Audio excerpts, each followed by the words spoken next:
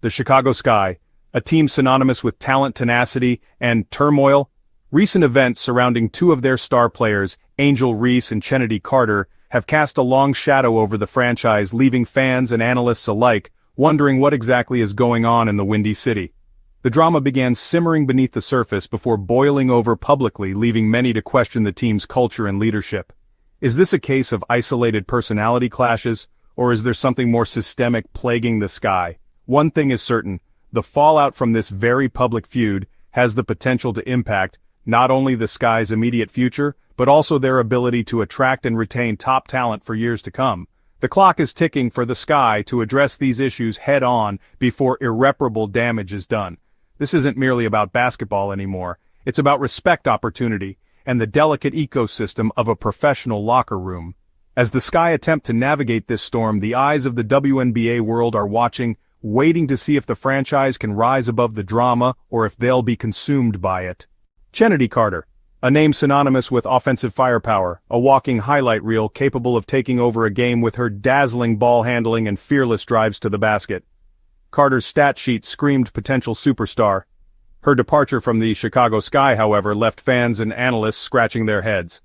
Why would a team seemingly on the cusp of greatness part ways with such a dynamic player? The official line, a mutual parting of ways.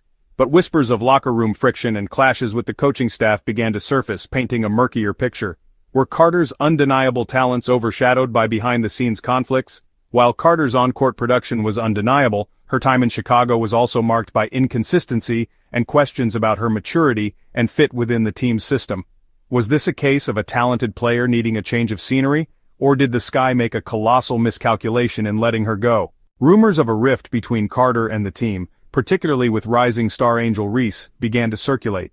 Was there truth to the whispers of Carter being a disruptive force in the locker room? Some insiders painted a picture of a player struggling to find her place within the team's hierarchy, her frustrations occasionally boiling over into confrontations with teammates and coaches.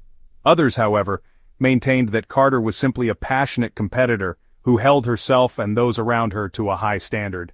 Adding fuel to the fire was a cryptic social media post from Reese shortly after Carter's departure, seemingly alluding to the situation without directly naming names. The post, featuring a photo of Reese with a knowing smirk and the caption, "On to bigger and better things," sent fans into a frenzy, with many interpreting it as a thinly veiled shot at her former teammate. The situation became a case study in the power of unspoken narratives. With limited information available, fans and analysts alike filled in the blanks, speculating about the root of the tension and the potential fallout. Social media saga shots fired, fans ignited. So the drama, well, it escalated when Carter, now playing overseas, seemingly responded to Reese's cryptic post with one of her own. She shared a highlight reel of her dominant performances in her new league, captioning the video with a simple yet pointed message. "They don't want to see you win," and, wow, social media just exploded. Fans immediately took sides, dissecting, every post, like, and comment, searching for clues about the fractured relationship between these two stars. The hashtags #TeamReese and #TeamCarter began trending, with fans diving into heated debates about who was in the right and, honestly, who was to blame for this messy situation. The online back and forth only intensified the scrutiny on the Chicago Sky organization.